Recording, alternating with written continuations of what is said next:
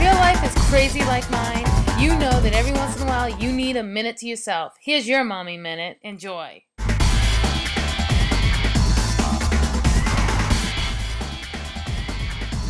I'm Tom Cotter, and I will tell you that my dad left a deep impression upon me. It's right above my ear. It's under the hairline. You can't see it. No charges were pressed. But he was a man of convictions, mostly felonies, a couple of misdemeanors. And he was a brilliant neurosurgeon. That's what he did for a living.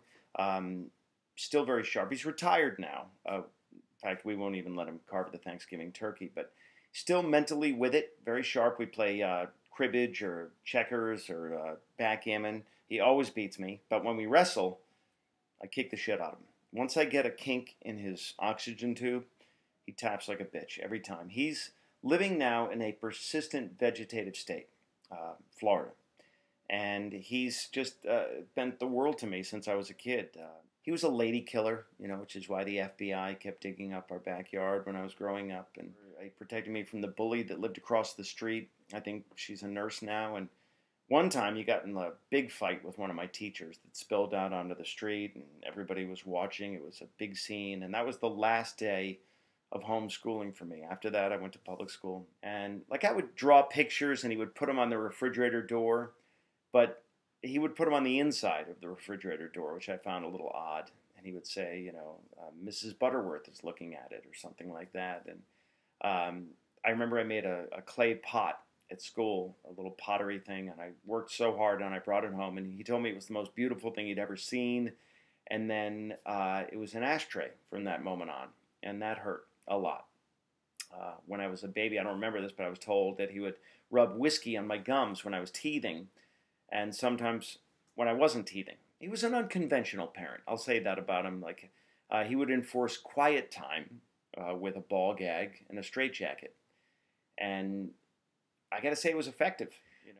Loose tooth once. I had a loose tooth when I was a little kid, and he tied a string around the loose tooth, and then he tied the other end of the string to the handle on the door of his Cadillac, and then he gunned it. And I'll tell you what, that tooth came flying out of me along with 6 quarts of blood and my spleen. He was always trying to have fun with us. On my 7th-year-old birthday party, he blindfolded me, and he handed me a stick, and then he slowly put me in front of a beehive, and then he yelled, "Piñata!" and then he ran like hell.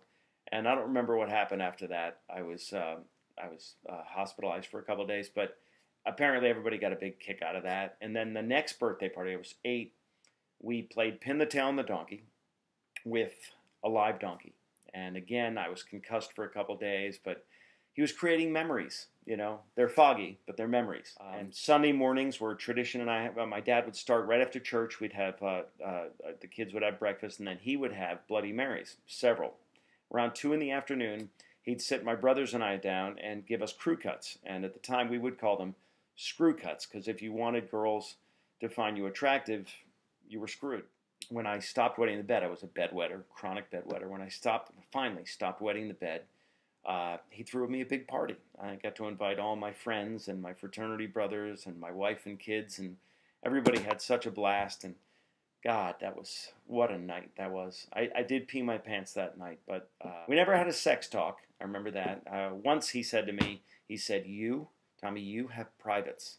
Daddy has generals. It made sense to me at the time. I think the biggest function of my dad, though, was as a teacher. He taught me so much growing up. He taught me that words can hurt, because he would hit me with the dictionary.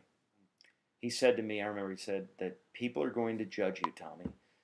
And the people that are going to judge you are going to be wearing black robes and holding a gavel. And then they're going to sentence you. And you're going to go to prison, just like Daddy and just like Granddaddy. And it's kind of a generational rite of passage. And he said, in prison, you're going to feel like you have no self-worth. But then one day, another inmate is going to trade you to another inmate for 2 packs of cigarettes.